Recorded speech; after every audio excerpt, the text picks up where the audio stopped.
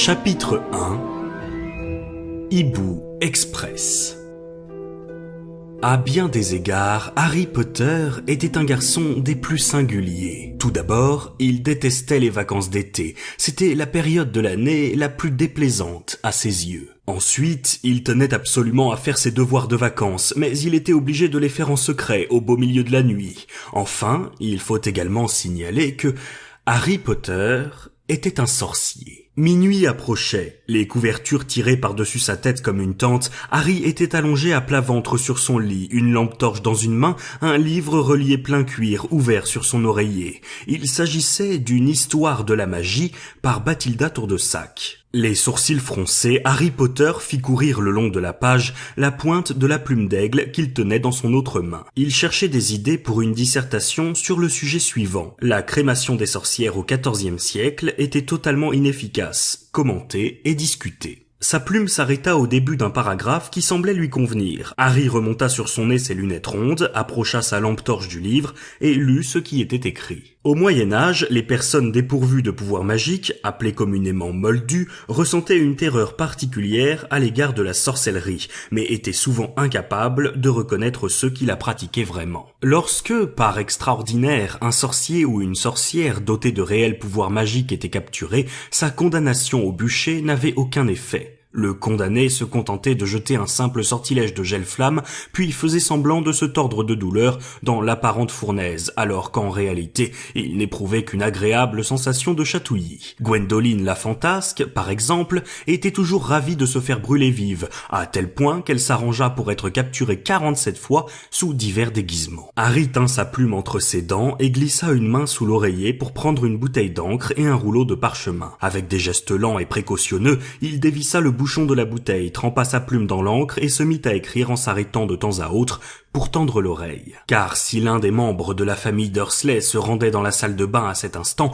et entendait au passage le grattement de la plume sur le parchemin, Harry avait toutes les chances de passer le reste de l'été enfermé dans le placard sous l'escalier. C'était précisément à cause de la famille Dursley, domiciliée au 4 Private Drive, que Harry n'avait jamais eu le loisir d'apprécier les vacances d'été. L'oncle Vernon, la tante Pétunia et leur fils Dudley étaient les seuls parents encore vivants de Harry. Ils appartenaient au monde des moldus et avaient à l'égard de la magie une attitude très médiévale. Son père et sa mère, eux-mêmes sorciers, étaient morts depuis longtemps et jamais on n'évoquait leurs souvenirs sous le toit des Dursley. Pendant des années, la tante Pétunia et l'oncle Vernon avaient espéré qu'en tyrannisant Harry, ils parviendraient à détruire tout ce qu'il y avait de magique en lui. À leur grande fureur, leurs efforts s'étaient révélés vains et ils vivaient à présent dans la hantise qu'un jour, quelqu'un finisse par découvrir que depuis 2 ans, Harry suivait ses études au collège Poudlard, l'école de sorcellerie. Tout ce que pouvaient faire les Dursley, c'était lui interdire catégoriquement de parler aux voisins et mettre sous clé, dès le début des vacances, les grimoires, la baguette magique, le chaudron et le balai de Harry pour l'empêcher de s'en servir. L'impossibilité de consulter ses livres compliquait la vie de Harry car les professeurs du collège Poudlard lui avaient donné à faire de nombreux devoirs de vacances. Le plus difficile d'entre eux était destiné au professeur Rogue et avait pour sujet la potion de ratatinage. Harry n'avait aucune sympathie pour le professeur Rogue. Celui-ci le lui rendait bien et il aurait été ravi de lui infliger une retenue d'1 mois entier s'il ne lui apportait pas son devoir à la date prévue. Aussi Harry avait-il saisi l'occasion qui lui avait été offerte dès la première semaine de vacances. Pendant que l'oncle Vernon, la tante Pétunia et leur fils Dudley étaient sortis dans le jardin admirer la nouvelle voiture de l'oncle Vernon en s'extasiant bruyamment pour que tout le voisinage soit au courant, Harry s'était glissé au rez-de-chaussée, avait crocheté la serrure du placard sous l'escalier et pris quelques-uns de ses livres pour les caché dans sa chambre. Du moment qu'il veillait à ne pas faire de taches d'encre sur les draps, les Dursley ne s'apercevraient jamais qu'il passait une partie de la nuit à étudier la magie. Harry tenait à éviter tout conflit avec sa tante et son oncle. Leur humeur à son égard était déjà exécrable à cause d'un coup de téléphone qu'un de ses camarades sorciers lui avait donné au début des vacances. Ron Weasley, un des meilleurs amis de Harry au collège Poudlard, était né dans une famille qui ne comptait que des sorciers. Il savait donc beaucoup plus de choses que lui en matière de magie, mais n'avait en revanche jamais eu l'occasion de se servir d'un téléphone. Par malchance, c'était l'oncle Vernon qui avait décroché. « Allô, Vernon Dursley, j'écoute. » Harry, qui se trouvait juste à côté, s'était figé sur place en entendant la voix de Ron s'élever du combiné. « Allô ? Allô ? Vous m'entendez ? Je veux Parlez à Harry Potter. Ron criait si fort que l'oncle Vernon avait sursauté en écartant vivement le combiné qu'il regardait avec une expression de fureur mêlée d'inquiétude. « Qui parle ?» avait-il rugi en direction de l'appareil. « Qui êtes-vous ?»« Ron Weasley !» avait répondu Ron en hurlant comme si l'oncle Vernon et lui s'étaient trouvés aux deux extrémités d'un terrain de football. « Je suis un camarade d'école de Harry !» Les deux petits yeux de l'oncle Vernon s'étaient aussitôt tournés vers Harry, toujours pétrifié. « Il n'y a pas de Harry Potter ici !» avait-il tonné en tenant le combiné à bout de bras comme s'il avait eu peur de le voir exploser. « Je ne sais pas de quelle école vous parlez. Ne téléphonez plus jamais ici. Ne vous approchez jamais de ma famille. » Et il avait jeté le combiné sur son socle comme s'il s'était agi d'une araignée venimeuse. Harry avait alors subi un des pires débordements de fureur qu'il eût jamais connu. « Comment oses-tu donner notre numéro de téléphone à des gens comme toi ?» avait tempêté l'oncle Vernon en l'inondant de postillons. De toute évidence, Ron s'était rendu compte qu'il avait attiré des ennuis à Harry, car il n'avait plus rappelé. Hermione Granger, son autre meilleur ami, n'avait pas essayé de l'appeler. Harry se doutait que Ron lui avait conseillé de ne pas lui téléphoner, et c'était bien dommage. Hermione, la meilleure élève de sa classe, avait en effet des parents moldus. Elle savait très bien se servir d'un téléphone, et n'aurait jamais commis l'imprudence de dire qu'elle était une condisciple de Poudlard. Ainsi, pendant 5 longues semaines, Harry n'avait eu aucune nouvelle de ses amis sorciers, et ses vacances d'été se révélaient presque aussi détestables que celles de l'année dernière. Il n'y avait qu'une toute petite amélioration. Après avoir juré qu'il ne l'utiliserait pas pour envoyer des lettres à ses amis, Harry avait été autorisé à laisser Edwige, sa chouette, se promener librement la nuit. L'oncle Vernon avait fini par céder pour mettre fin au vacarme que faisait Edwige lorsqu'elle restait enfermée trop longtemps dans sa cage. Harry acheva de prendre ses notes sur Gwendoline la fantasque et s'interrompit pour tendre à nouveau l'oreille. Seuls les lointains ronflements de Dudley, son énorme cousin, rompaient le silence qui régnait dans la maison. Il devait être très tard. Harry sentait dans ses yeux des picotements qui trahissaient sa fatigue, et il estima préférable de finir son devoir le lendemain. Il reboucha la bouteille d'encre, enveloppa sa lampe torche, son livre, son parchemin, sa plume et l'encre dans une vieille tête d'oreiller, se leva et alla cacher le tout sous une lame de parquet branlante dissimulée sous son lit. Puis il se releva, s'étira et regarda l'heure sur le cadran lumineux de son réveil posé sur la table de nuit. Il était 1h du matin. Harry sentit alors une étrange contraction dans son estomac. Depuis 1 heure, il avait 13 ans et ne s'en était même pas aperçu. Un autre trait inhabituel de la personnalité de Harry, c'était le peu d'enthousiasme qu'il ressentait à l'approche de son anniversaire. De sa vie, il n'avait jamais reçu une carte pour le lui souhaiter. Les 2 dernières années, les Dursley n'avaient pas pris la peine de le fêter et il n'y avait aucune raison pour qu'il s'en souvienne davantage cette année. Harry traversa la pièce plongée dans l'obscurité. Il passa devant la cage vide d'Edwige et s'arrêta devant la fenêtre ouverte. Il s'appuya sur le rebord, appréciant la fraîcheur de l'air nocturne sur son visage, après tout ce temps passé sous les couvertures. Il y avait maintenant 2 nuits qu'Edwige n'était pas rentrée. Mais Harry n'était pas inquiet, il lui était déjà arrivé de s'absenter aussi longtemps. Il espérait cependant qu'elle serait bientôt de retour. Dans cette maison, c'était le seul être vivant qui n'avait pas un mouvement de recul en le voyant. Bien qu'il fût encore petit et maigre pour son âge, Harry avait grandi de plusieurs centimètres au cours de l'année écoulée. Ses cheveux d'un noir de jais, eux, n'avaient pas changé. Ils étaient toujours en bataille et restaient obstinément rétifs à tous ses efforts pour les coiffer. Derrière ses lunettes, ses yeux brillaient d'un vert étincelant et sur son front, parfaitement visible derrière une mèche de cheveux, se dessinait une mince cicatrice en forme d'éclair. Davantage encore que tout le reste, cette cicatrice représentait ce qu'il y avait de plus extraordinaire chez Harry. Contrairement à ce que les Dursley avaient prétendu pendant 10 ans, elle n'était pas un souvenir de l'accident de voiture qui avait tué ses parents, pour la bonne raison que Lily et James Potter n'étaient pas morts dans un accident de la route. Ils avaient été assassinés par le mage noir le plus redoutable qu'on ait connu depuis 1 siècle. Lord Voldemort. Harry, lui, avait survécu à l'attaque en s'en tirant avec cette simple cicatrice sur le front. Au lieu de le tuer, le sort que lui avait lancé Lord Voldemort s'était retourné contre son auteur et le sorcier maléfique avait dû prendre la fuite dans un état proche de la mort. Mais depuis que Harry était entré au collège Poudlard, il s'était à nouveau retrouvé face à face avec l'effroyable mage noir. Accoudé au rebord de la fenêtre, Harry contemplait le ciel nocturne en se disant qu'il avait eu de la chance de pouvoir atteindre son 13e anniversaire. Il scruta l'obscurité dans l'espoir d'apercevoir Edwige. Peut-être allait-elle apparaître avec dans le bec un cadavre de souris qu'elle lui apporterait en s'attendant à recevoir des félicitations. Le regard perdu vers les toits des maisons environnantes, Harry mit quelques secondes à se rendre compte de ce qui se passait devant ses yeux. Sa silhouette, découpée dans la lueur de la lune, une grande créature étrangement penchée de côté battait des ailes en volant dans la direction de Harry. Immobile, il la regarda descendre vers lui. Pendant une fraction de seconde, il hésita, la main sur la poignée de la fenêtre, en se demandant s'il ne ferait pas mieux de la refermer, mais au même moment, la créature passa au-dessus d'un réverbère de Private Drive. Harry vit alors de quoi il s'agissait et fit aussitôt un pas de côté. 3 hiboux s'engouffrèrent par la fenêtre ouverte. 2 d'entre eux portaient le 3e, qui semblait évanoui. Ils atterrirent sur le lit avec un bruit mou, et le hibou évanoui bascula sur le dos, les ailes en croix. Un paquet était attaché à ses pattes. Harry reconnut aussitôt le hibou inanimé. C'était un gros oiseau gris qui s'appelait Errol et appartenait à la famille Weasley. Harry se précipita sur le lit, détacha la ficelle autour de ses pattes et prit le paquet. Puis il porta le hibou dans la cage d'Edwige. Errol entr'ouvrit un œil vitreux, laissa échapper un faible ululement en guise de remerciement et se mit à boire de l'eau à longues gorgées. Harry se tourna vers les 2 autres oiseaux. L'un d'eux, une chouette au plumage d'un blanc de neige, n'était autre qu'Edwige. Elle aussi portait un paquet et semblait très contente d'elle.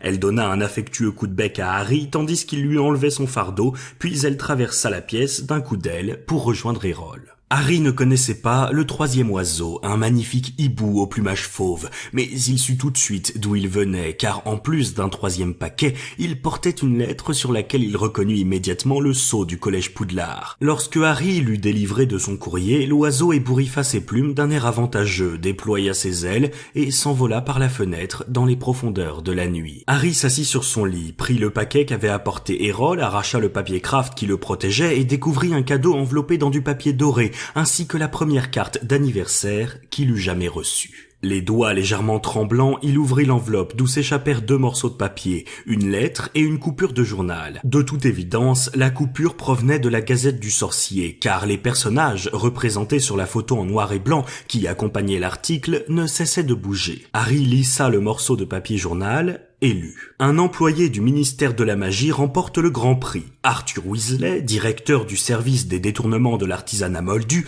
a remporté le Grand Prix de la loterie du Galion organisée chaque année par la Gazette du Sorcier. Monsieur Weasley, ravi, nous a déclaré « Cet or va nous servir à faire cet été un voyage en Égypte où se trouve Bill, notre fils aîné. Il travaille là-bas comme conjureur de sorts pour le compte de la banque Gringotts, la banque des sorciers. La famille Weasley va donc passer 1 mois en Égypte et sera de retour pour la rentrée des classes au collège Poudlard où 5 des enfants Weasley poursuivent leurs études. Harry examina la photographie animée et un sourire éclaira son visage lorsqu'il vit les 9 membres de la famille Weasley lui faire de grands signes de la main devant une pyramide égyptienne. Il reconnut Madame Weasley, petite et dodue, la haute silhouette et le crâne chauve de Monsieur Weasley, ainsi que leurs 6 garçons et leurs filles, qui avaient tous des cheveux d'un roux éclatant, bien qu'il fût impossible de s'en rendre compte sur la photo en noir et blanc. Grand et dégingandé, Ron se tenait au centre du cliché. Il avait son rat croutard sur l'épaule et tenait enlacée sa petite sœur Ginny. Harry ne connaissait personne qui, plus que les Weasley,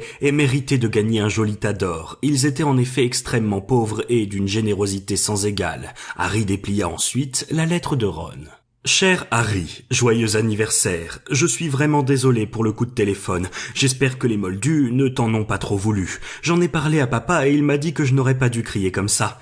L'Égypte, c'est formidable. Bill nous a montré les tombeaux des pharaons et tu ne peux pas imaginer tous les mauvais sorts que les sorciers égyptiens ont jetés pour les protéger. Maman a interdit à Ginny de visiter le dernier tombeau. Il était plein de squelettes mutants. C'étaient des restes de Moldus qui avaient voulu entrer et qui s'étaient retrouvés avec 2 têtes ou d'autres trucs dans ce genre là. J'ai eu du mal à le croire quand papa a gagné le gros lot de la Gazette du Sorcier, 700 galions d'or. On en a dépensé la plus grande partie au cours de ce voyage, mais il va en rester suffisamment pour que mes parents puissent m'acheter une nouvelle baguette magique à la rentrée. Harry ne se souvenait que trop bien des circonstances dans lesquelles la vieille baguette de Ron s'était cassée. Ce soir-là, ils étaient arrivés à Poudlard dans une voiture volante et s'étaient écrasés contre un arbre du parc. Nous serons de retour environ 1 semaine avant la rentrée des classes et on ira à Londres chercher nos manuels scolaires et ma nouvelle baguette magique. Peut-être que tu pourras nous retrouver là-bas. Ne te laisse pas faire par les Moldus et essaye de venir à Londres. Ron. PS, Percy a été nommé préfet en chef.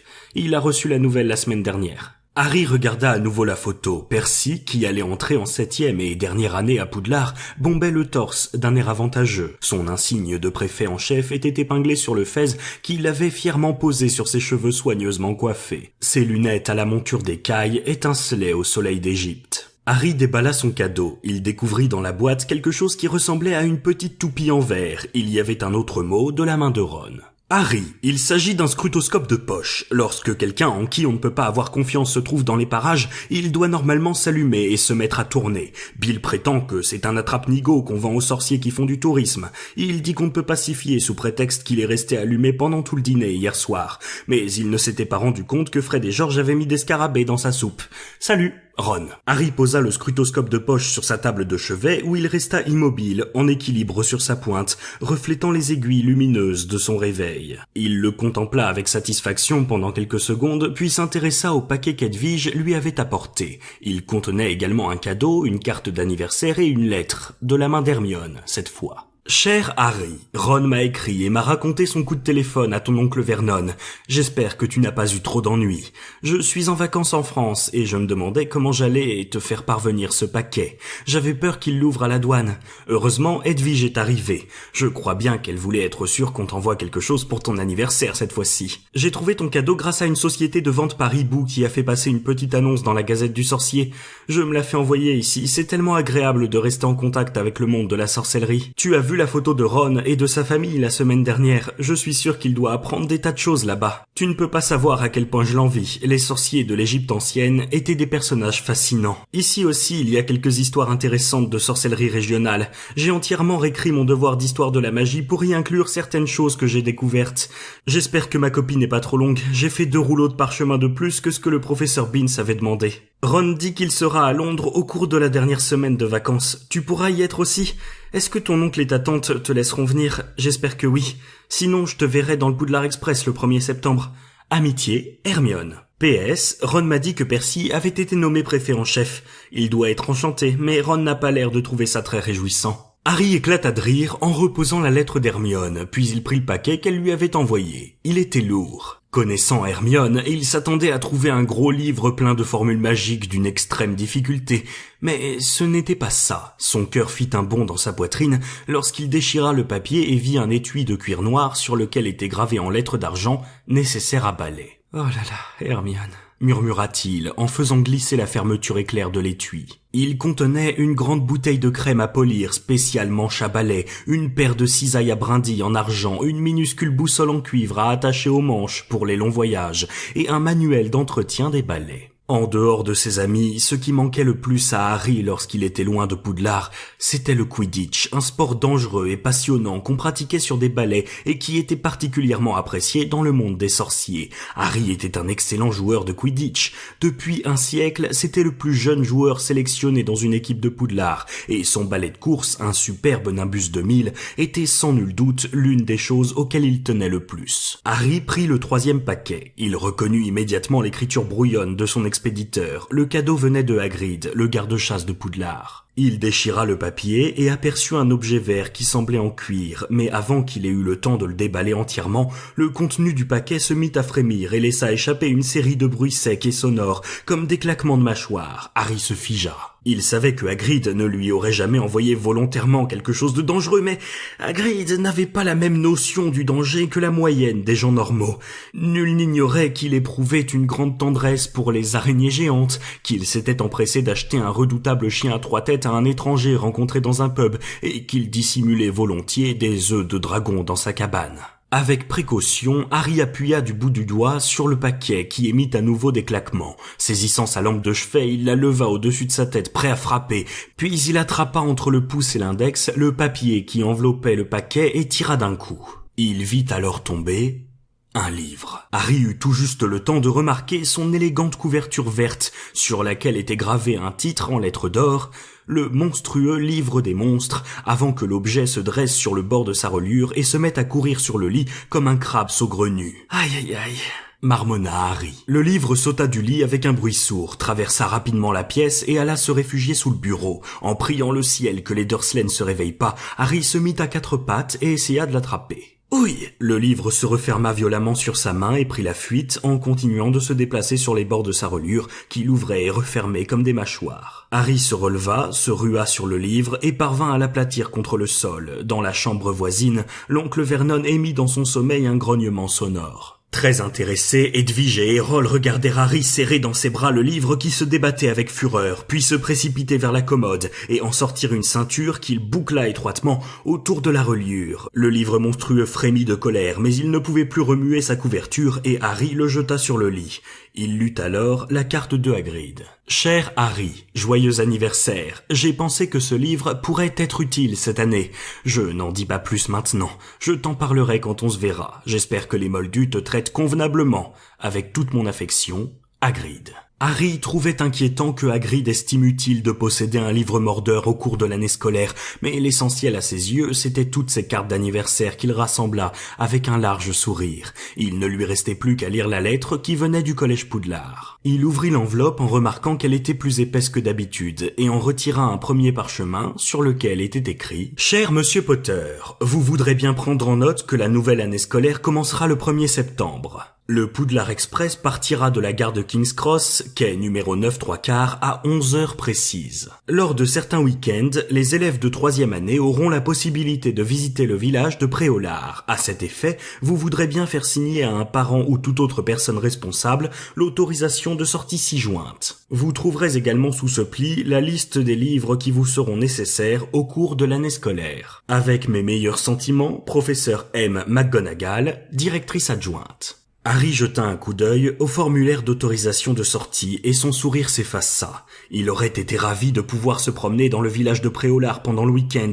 C'était un village entièrement peuplé de sorciers et il n'y avait jamais mis les pieds. Mais comment pouvait-il espérer convaincre l'oncle Vernon ou la tante Pétunia de signer l'autorisation? Le réveil indiquait 2 heures du matin.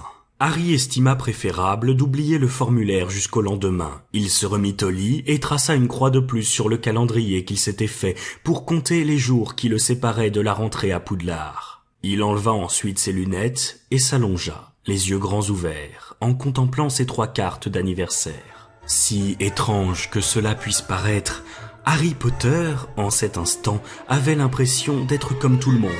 Pour la première fois de sa vie, il était content que ce jour soit celui de son anniversaire.